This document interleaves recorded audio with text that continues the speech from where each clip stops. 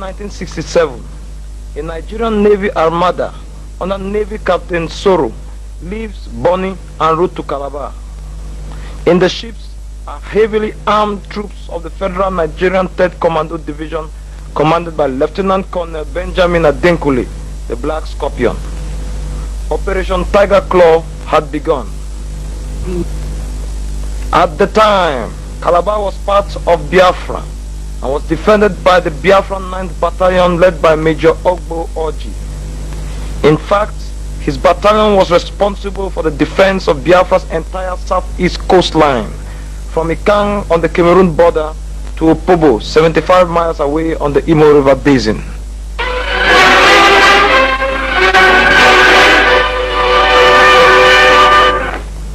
October 17, 1967.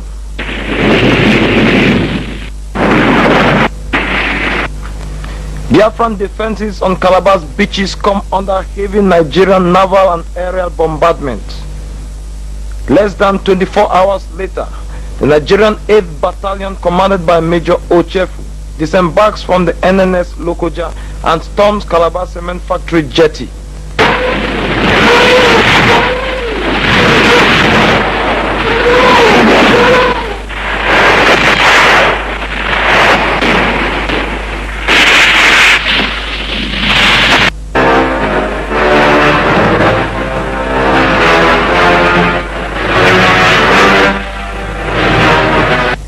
The small but stubborn Biafran resistance is quickly overwhelmed.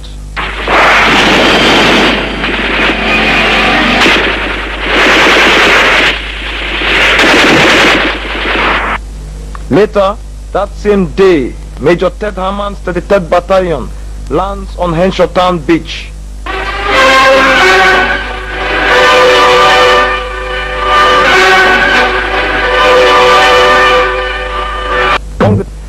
Among the troops is Colonel Adenkule, the division commander. Within days, the Nigerian army was in complete control of Ikang, Atimbo and Esugumbai beaches.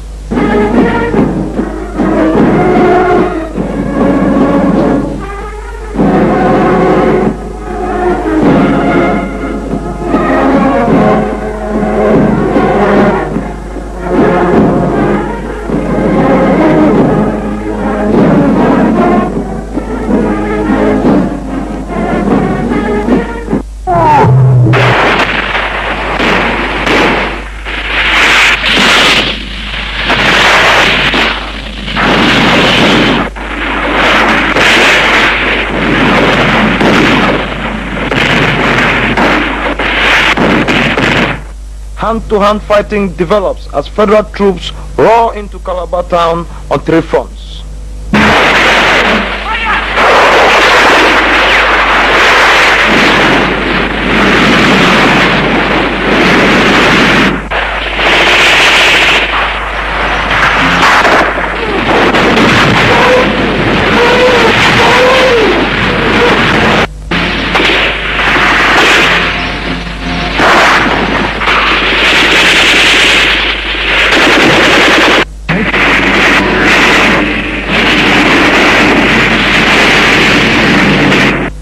Biafran commander Major Orji is seriously wounded and evacuated to Umuahia, while his outgunned and outnumbered troops retreat to new defensive positions around Hope Water Institute on the outskirts of Calabar.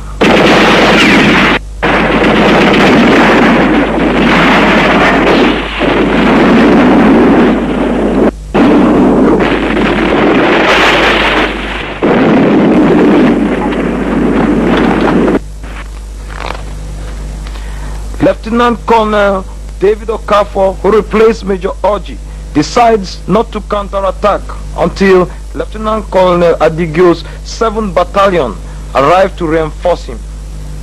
However, the Biafran 7th Battalion had refused to go down to Calabar because their submachine guns had been withdrawn and given to Biafran troops confronting Captain Mohammed Buhari's 2nd Battalion in the Kalagu sector near Enugu. Evidently, by the time the Biafran 7th Battalion finally accepted the bolt rifles they had been given as replacement, their spirits were low. Now descending Lieutenant Colonel Festus Zakaria as brigade commander helped things.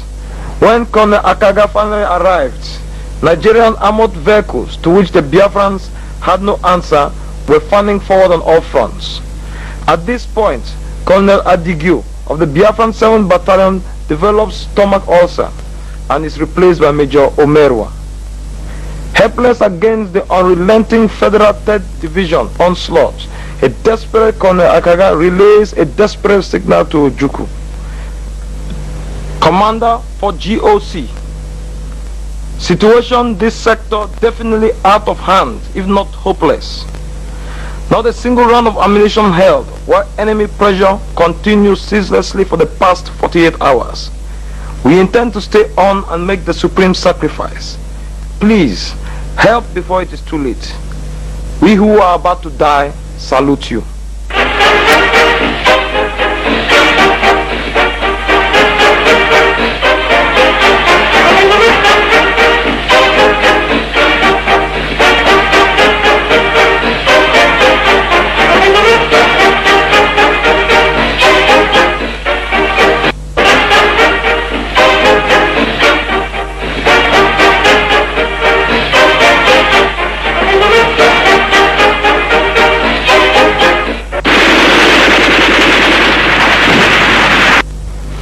Faced with a catastrophic military debacle in the Calabar sector, Ojukwu throws in newly arrived white mercenaries. But the mercenaries came under endless artillery and aerial bombardment.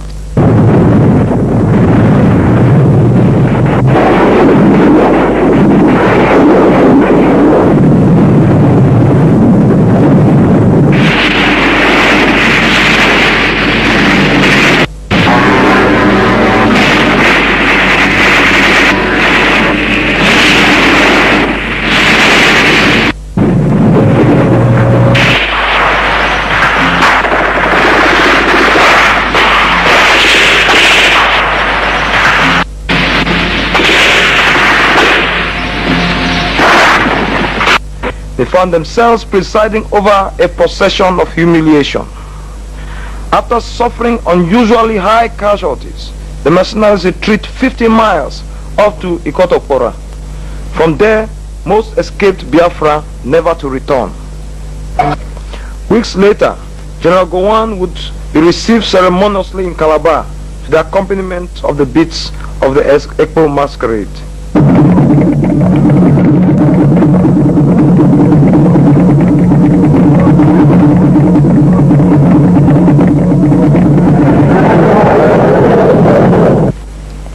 Ill-prepared, poorly led, and ill-equipped, Biafran units were thrust into battle one after the other, and one after the other they were crushed. With the loss of the battle for the Cross River region, Biafra had lost its only land route to the outside world. And because the Nigerian Navy controlled the seas, Biafra's only remaining contact point with the outside world was Port Harcourt Airport.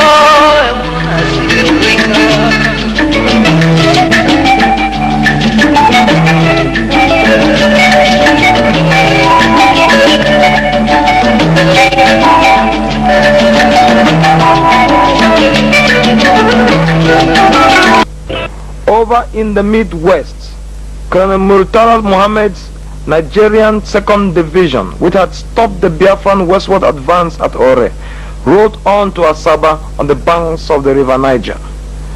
Now, Colonel Murtala Mohammed turns his eyes across the Niger at the priceless Biafran town of Onitsha, reputed as the largest market in Black Africa. The Biafran 11th Division under Colonel Conrad Nwawo was in charge of the defense of Onitsha. Colonel Conrad Nwaoke had come into prominence when he escorted January 1966 coup leader Major Nzaogu on his last journey from Kaduna to Lagos. The Biafran 11th Division was made up of the 12th Battalion under Colonel Mike Ivenso. The 12th Battalion was responsible for the defense of the area from Ida in the north to Sugbe. The 18th Battalion under Major Nsudo was responsible for the defense of Onitsha town, while the 11th Battalion under Major Achuzie defended the river line from Ndoni to Atani. The beach itself was heavily mined by Biafrans, as well as being backed by anti-tank guns and machine guns.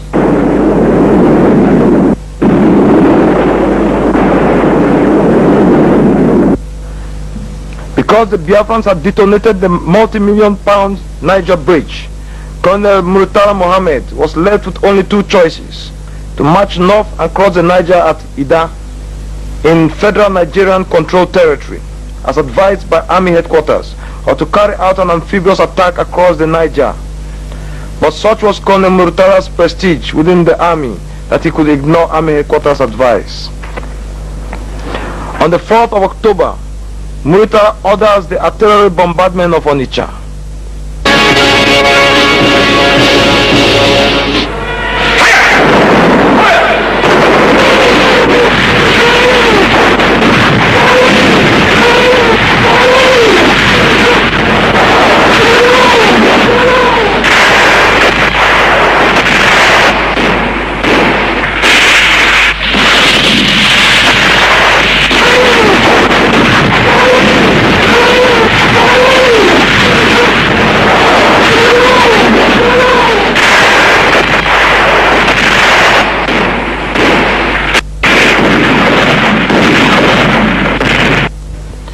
Days later, Colonel Murtala personally leads a 10-boat armada towards Onitsha.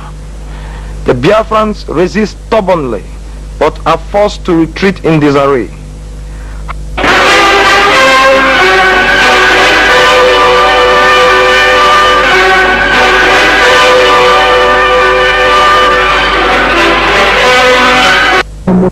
However, instead of pursuing the retreating Biafrans and occupying the town, the federal troops turned their energy on looting Onitsha market, then burning it to the ground.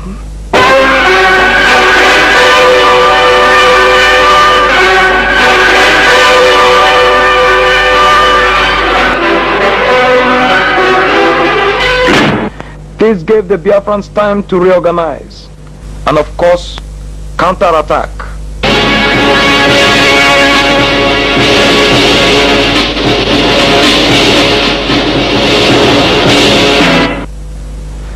Achuzie leads his men in a counterattack down New Market Road.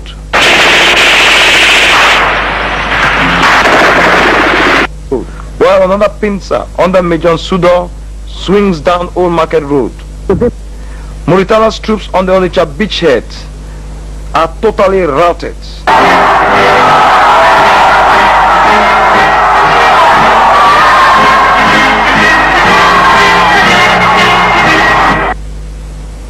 Undaunted, Colonel Murtala orders his troops under Captain Inyang Basi to cross the Niger into Onitsha. Again, he is defeated.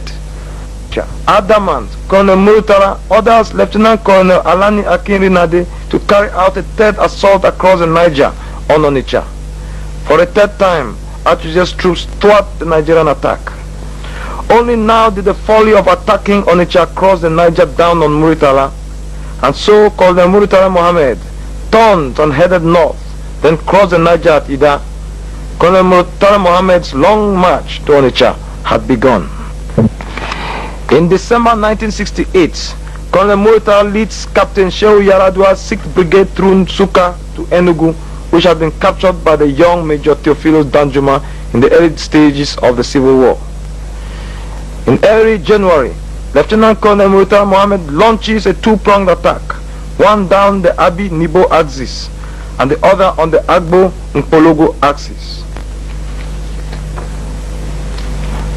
On the Nkpologo axis, a powerful Nigerian 2nd Division contingent engages Colonel Christian Ude's 53rd Brigade, reinforced by Captain Charles Leroy's mercenaries.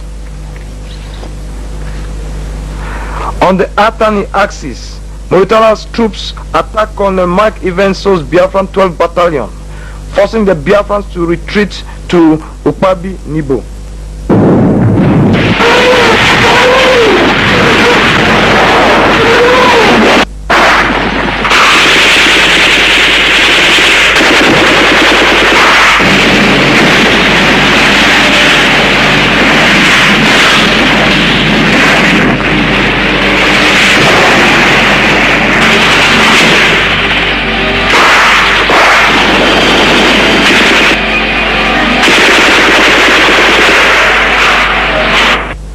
Inexorably, Colonel Murtala's formidable military machine rolled on, smashing through Biafran-made obstacles, including detonated bridges.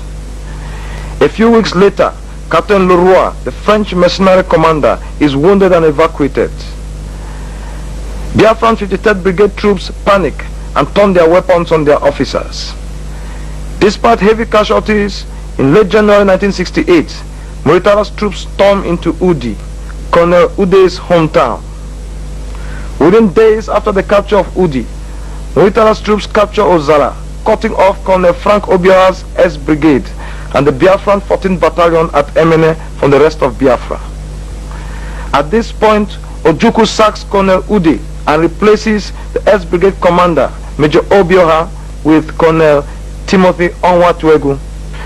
Supported by artillery and aerial bombardment, Muritala's division rolled on. Umudim, Amokwe, Oji River, Agobu, Ugoba are all overrun.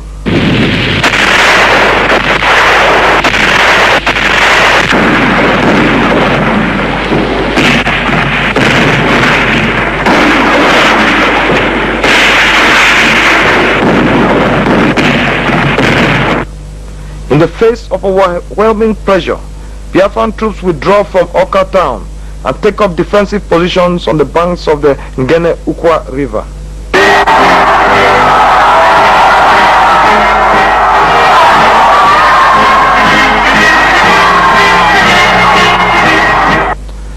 On January 19, 1968, the Nigerian 2nd Division occupied Biafran Army Commander Major General Alexander Madiebo's hometown, Oka. The road to Onitsha was open.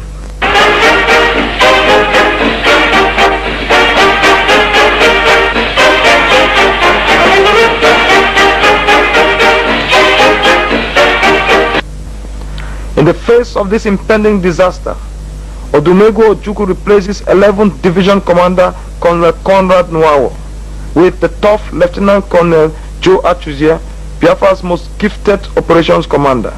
His mission: to prevent Muritala's 2nd Division from capturing Onitsha at all costs.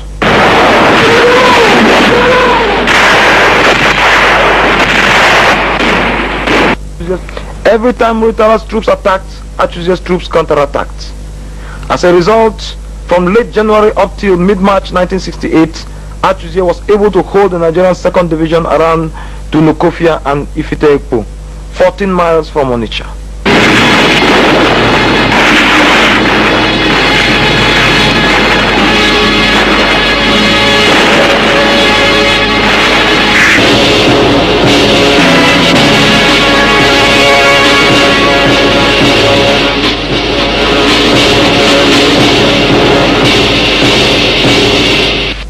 But the Biafrans from the beginning lacked the firepower and armored cars at Muritala's disposal.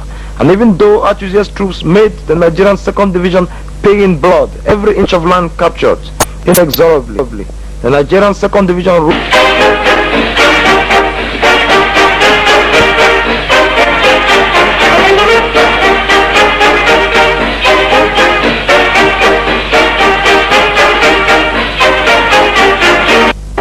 through Abagana, Ogidi, Nkpo, and finally Onitsha. The final battle of Onitsha would last 24 hours.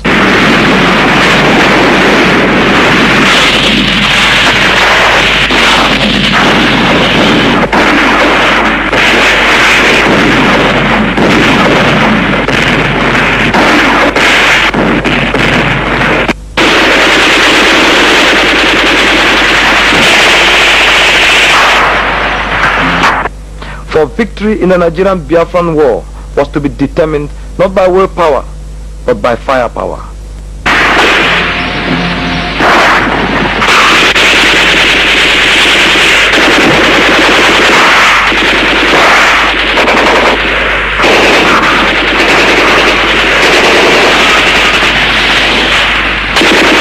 Nigeria's Major Olorin would die in Onitsha. Defeated at Onitsha, the Biafran defenders of the town break into two. One group under Colonel Conrad Nwaoke retreats south to Newi. The other, under Colonel Achuzie, marches to the Enugu-Onitsha road, where they lay ambush. Due to the speed with which Colonel Muritara had raced into Onitsha, he was obliged to leave his stores and other supplies behind. Now a 102 lorry convoy from Enugu was on its way to Onitsha to deliver those supplies. At Abagana, 6 miles from Onitsha, the convoy falls into Achuzie's ambush. A Biafran locally made rocket is fired at a tanker at the front of the convoy, igniting an explosion which engulfs 100 lorries behind it, devastating the entire convoy. Abagana, Abagana, Abagana. The Abagana ambush will be the greatest ambush of the Civil War.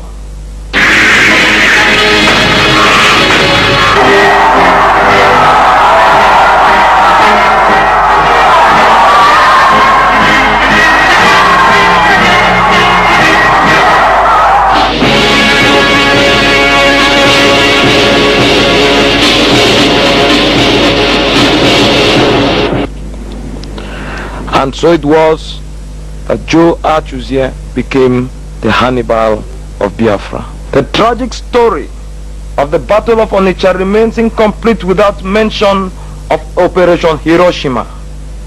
Since the beginning of the Civil War, there had been conflict between Biafran officers who had served the Nigerian army and white mercenaries hired by Biafra.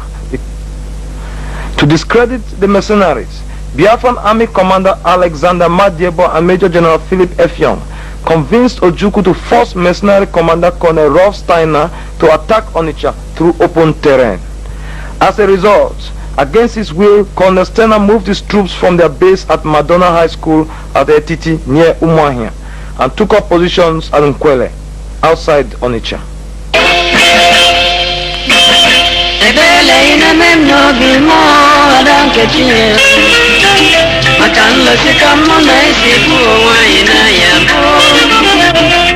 These were the men who had fought at Okunano, Fegi, Owaza, and Chokochu. They would die, they knew, but they believed their legend would remain. They did not know they were pawns in the trial of strength between their commanders.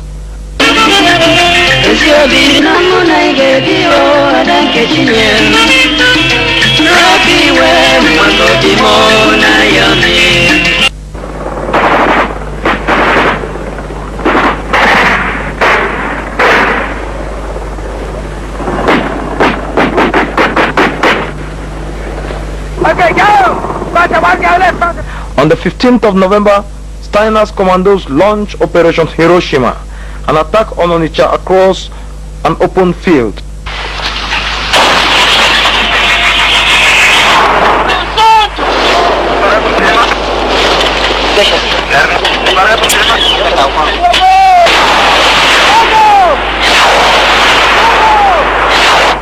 With neither air support nor natural obstacles to hide behind, Nigerian artillery and machine gun fire decimate the attacking Biafran commandos. Unknown in death, forgotten by history. This is the anonymity of sacrifice. 2 weeks later, Colonel Rolf Steiner was removed from his command and replaced by Colonel Conrad Nwaoke, a former officer of the Nigerian army. But never again till the end of the war would the Nigerian 2nd Division's control of Onitsha ever be threatened. Within weeks, General Gowon was reviewing federal troops on an official visit to Enugu. Biafra had lost the war on the northern front forever.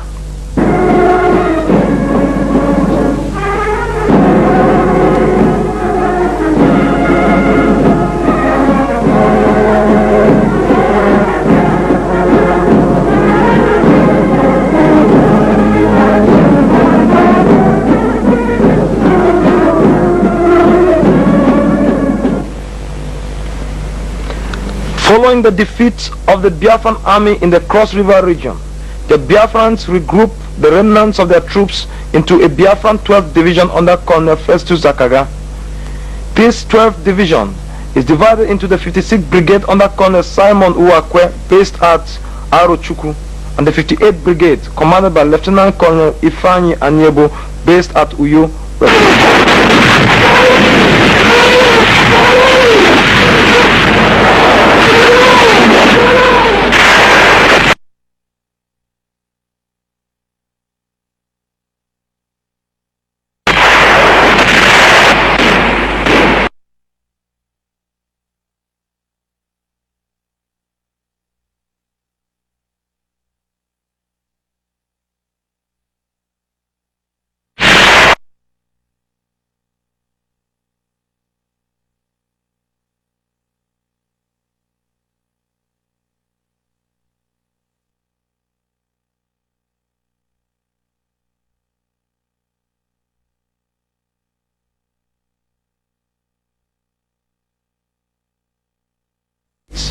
Oron and Itu beaches come under heavy federal aerial and naval bombardment. 9th of March, Major Ted Herman's 33rd Battalion fights its way into Allen sawmills, then quickly overruns the town.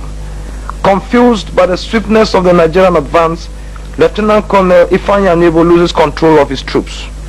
Consequently, hundreds of Biafran troops are cut off and forced to surrender when federal troops from Oron link up at Uyo with the Nigerian 16th and 17th Brigade from Itu.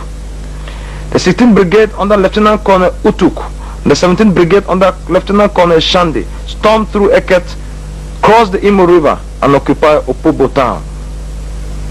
With the Biafrans in retreat, the Nigerian 15th Brigade, commanded by Lieutenant Colonel Alani Akinrinade and based at Bonny, launches an attack on Port Harcourt.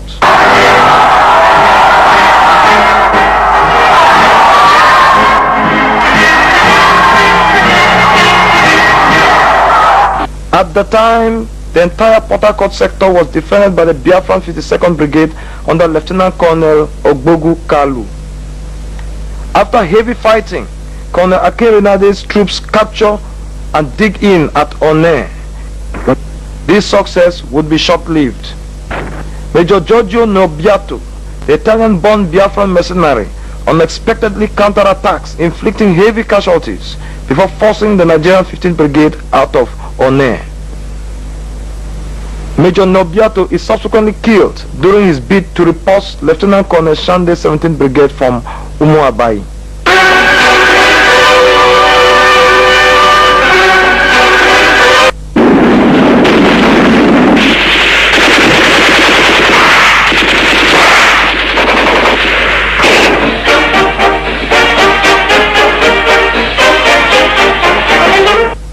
The Nigerian 17th Brigade follows up its success by capturing Afam, whose power station provides most of Biafra's electricity. And so darkness fell on Biafra.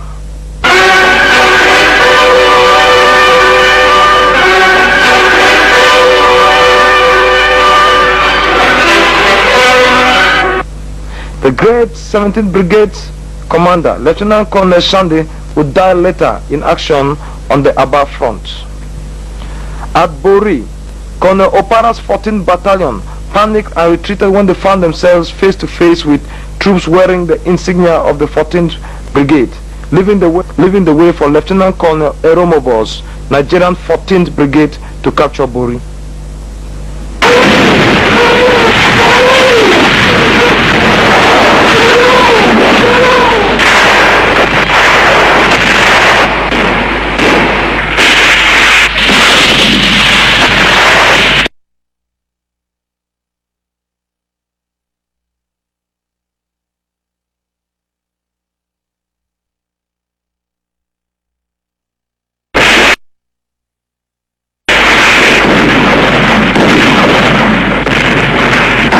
As Biafran lines in the Port Harcourt sector crumble, Okokondem appeals over Radio Biafra for the defense of the town.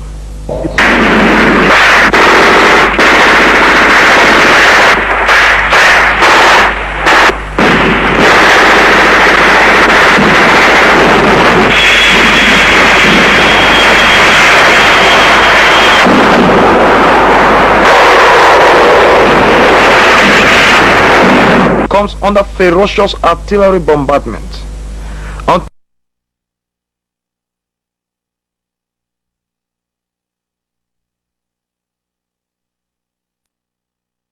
From the Okrika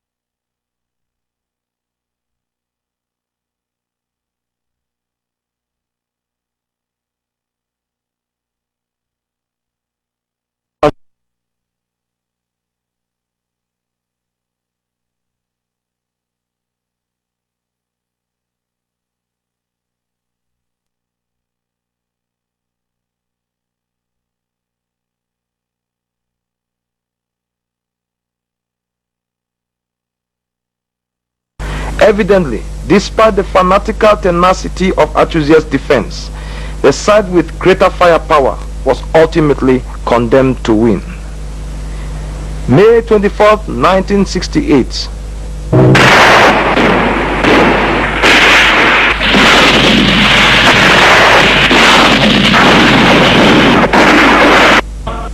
Port Harcourt is subjected to extremely heavy naval and aerial bombardment. Battle rages on the outskirts of town.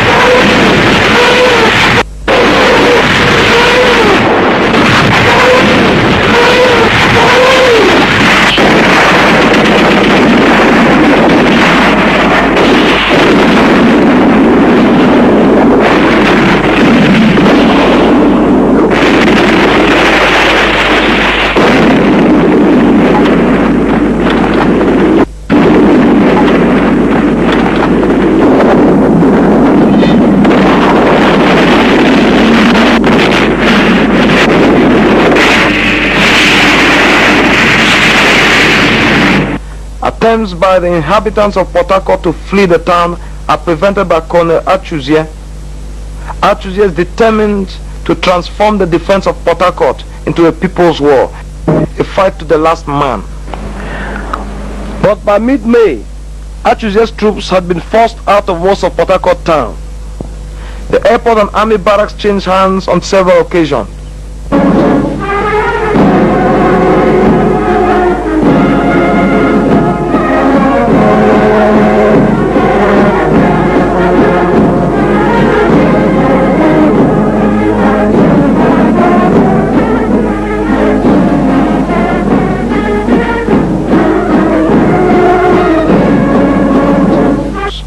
Eventually, though, federal troops captured them for good.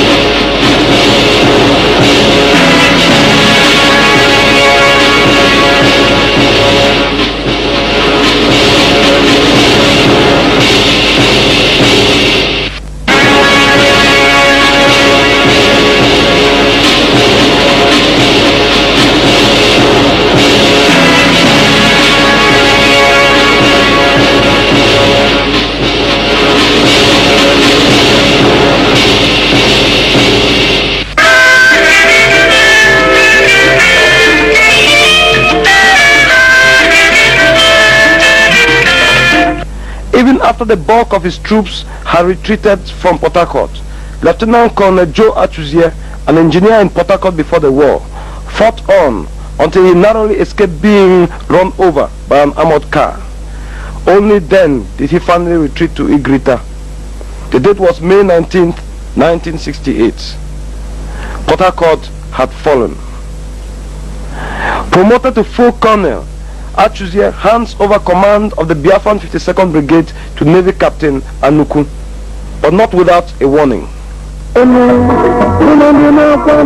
not here doesn't mean that I'm here, not here, because I'll be coming down to make sure that nobody lets me down. Moreover, for those who already gave their life,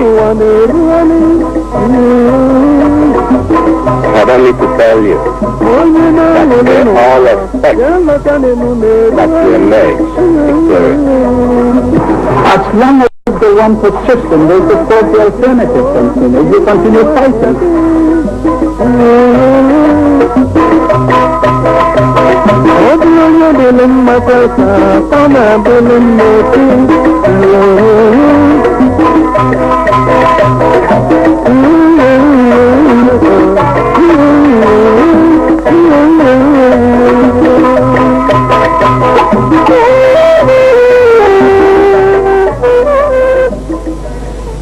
The 7th March 1969, Nigerian troops strike Biafran defenses at Amokwe and move towards Ozuakoli.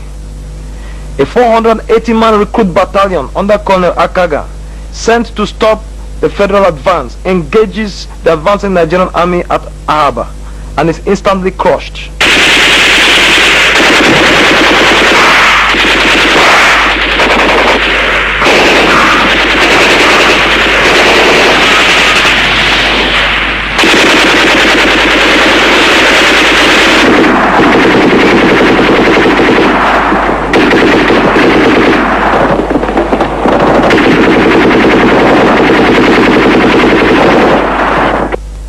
$450 men of the Biafran 8th Commando Brigade under Major Ananaba are thrown into the fray.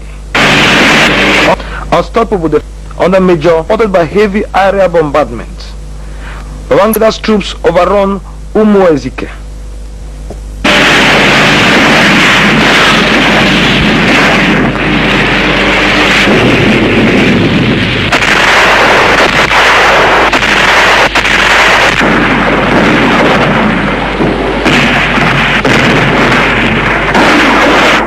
Then on the 30th of March 1969, they capture Ozuakoli, a few miles from the Biafran capital, Umuahia. Because at this point in time, the most known Biafran turned up with troops of his tribe. On April 5th, it was at Umuahia.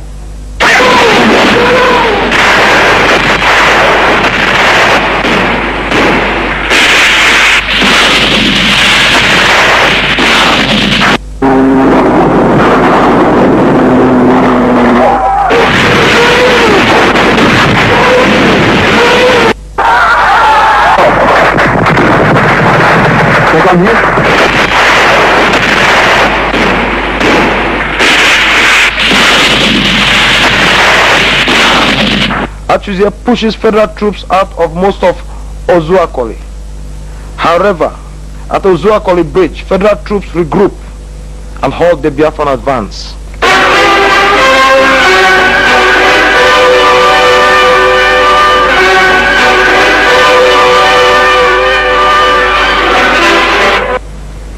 The Federal 82nd Battalion counterattacks. However, its commander, Major Ibrahim Babangida, is wounded and evacuated. He is replaced by Major Maman Vatsa, who succeeds in forcing the Biafrans out of Ozuakoli. And so the Nigerian 1st Division turned the full might of its artillery on the Ozuakoli-Umuahia road. Because the Biafrans knew the Nigerian army traditionally advanced using main roads, the Ozuakoli-Umuahia road was heavily mined and backed up with obstacles, fell trees and ditches. An attempt by the Nigerian 25th Battalion to snatch Umuahia led to the Biafran decimation of the 25th Battalion. April 11, 1969, the Nigerian army calls in for air support. From Ozuakoli to Umuokpara and Emeke to Umuahia, a veritable tornado of bombs and fire ravaged Biafran control areas of the Umuahia sector.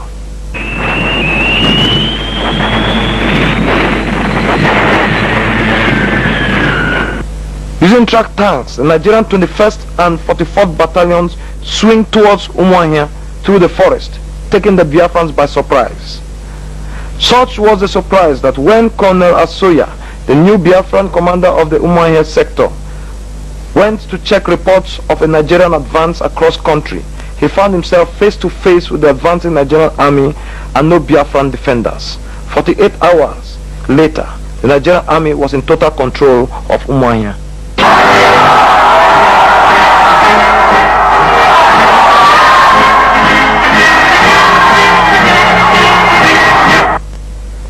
The loss of Umuahia was destined not to be Biafra's fatal last blow. For at Owerri, Colonel Utuk's Nigerian 16th Brigade had been cut off from Colonel Adenkule's 3rd Division. The second in command, Major Ted Haman, had died in action. A concerted attack by Colonel Asoya's Biafran 60th Brigade, moving from the west, Major Igweze's 52nd Brigade from the north, and the 68th Battalion of Colonel Onwategu's Strike Brigade, moving from the east, forced Lieutenant Colonel Utuk to order his troops to fight their way out of the town. That same day, the Biafrans reoccupied Owerri. The capture of Owerri greatly overjoyed the inhabitants of the ever-decreasing enclave of Biafra. On Thanksgiving Day, 1st June 1969, Ojukwu proclaims the Ahira Declaration, a document which condemned corruption in Biafra, called for self-reliance, social justice, and loyalty to Biafra.